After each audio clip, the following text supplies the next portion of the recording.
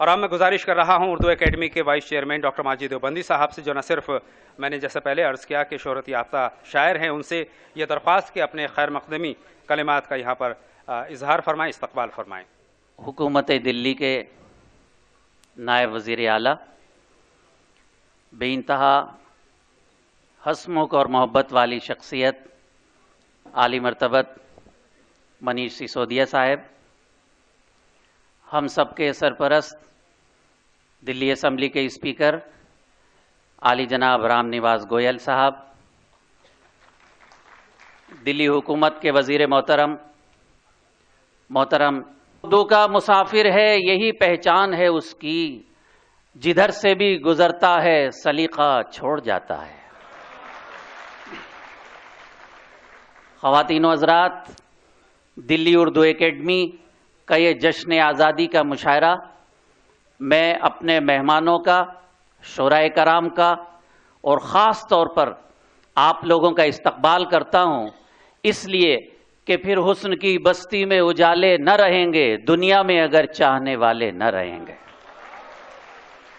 خواتین و حضرات، یہ آزادی جو ہماری خوش قسمتی کی ضامن ہے، میں کبھی کبھی یہ کہتا ہوں کہ ہمارے بڑوں نے اچھے اعمال کیے تھے، اس لیے ہمیں ہندوستان میں پیدا ہونے کا شرف حاصل ہوا۔ میرے دوستو، آج کے موقع پہ آئیے جشن آزادی کے حوالے سے یاد کریں ان 60,000 سے زیادہ علماء کرام کو جنہوں نے آزادی کی شمع روشن کرنے میں اپنی جانیں ختم کر دی۔ آج کے جشن آزادی کے مشاعرے میں یاد کریں ان شہیدان وطن کو جنہوں نے اپنے خون سے اس ملک کی تاریخ لکھ کر ہمیں آزاد فضا میں سانسیں لینے کی مہلت عطا فرمائی۔ آج کی جشن آزادی کے مشاعرے میں یاد کریں مولانا حسرت موہانی کو جنہوں نے اردو میں انقلاب زندہ باد کا نعرہ دیا۔ آج کے جشن آزادی کے مشاعرے میں یاد کریں ثریا بدر الدین طیب جی کو جنہوں نے ہمارے ہندوستان کے نقشے کا نقشہ بنایا، تب یہ ہمارا ترنگا سامنے آ سکا۔ آج کے جشن آزادی کے مشاعرے میں یاد کریں بسم العزیبہ آبادی کو جس نے یہ کہا تھا کہ سرفروشی کی تمنا اب ہمارے دل میں ہے، دیکھنا ہے زور کتنا بازوئے قاتل میں ہے۔ یاد کریں ان جشن آزادی کے شہیدوں کو، شعراء کو، ان بہادر لوگوں کو جنہوں نے اس ملک کی تاریخ بنائی اور یہ کہا کہ 1000 بار نشے من بنے اجڑ جائے مگر چمن پہ نہ یارب کبھی زوال آئے۔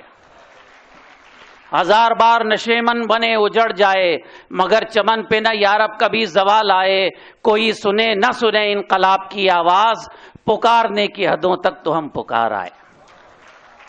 سامعین محترم، میں زیادہ دیر آپ کے درمیان نہیں رہوں گا، مجھے آپ سب کا استقبال کرنا ہے۔ ایک ایک شخص کا استقبال ہے، جو لوگ اسٹیج پر بیٹھے ہیں وہ بلندی پر اونچائی پر بیٹھے ہیں، ان کا بھی استقبال ہے، لیکن ان سے زیادہ استقبال میں آپ سب کا کرتا ہوں کہ آپ نیچے بیٹھے ہیں۔ وجہ اس کی یہ ہے ترازو کا وہی پلڑا نیچے رہتا ہے جو بھاری ہوتا ہے۔ میں آپ کی عظمتوں کو سلام کرتا ہوں۔ حضرات گرامی، دلی اردو اکیڈمی میں مجھے بحیثیت وائس چیئرمین ان رہنماؤں کی اجازت سے 2 سال پورے ہو رہے ہیں کام کرتے ہوئے۔ میں جس قابل تھا میں نے بہتر خدمت کرنے کی کوشش کی۔ جناب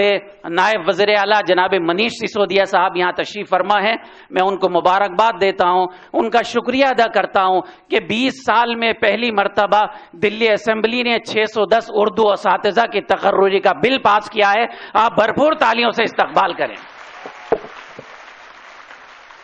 اور سامعین محترم، اردو کے چاہنے والوں، اردو کے عاشقوں، میں آپ سب کی طرف سے اپنے وزیر تعلیم عالی مرتبت منیش سسودیا صاحب سے گزارش کر رہا ہوں کہ برائے کرم اپنے وعدے کو پورے کریں اور جلدی سے جلدی ان 610 اردو اساتذہ کی تقرری کا عمل شروع کریں۔ ہم ان کے ممنون ہوں گے، آپ سب کا تعاون ہمیں درکار ہے، تو انشاءاللہ یہ تقرریاں بھی ہوں گی۔ میں آپ سب کا بے انتہا ممنون ہوں کہ آپ نے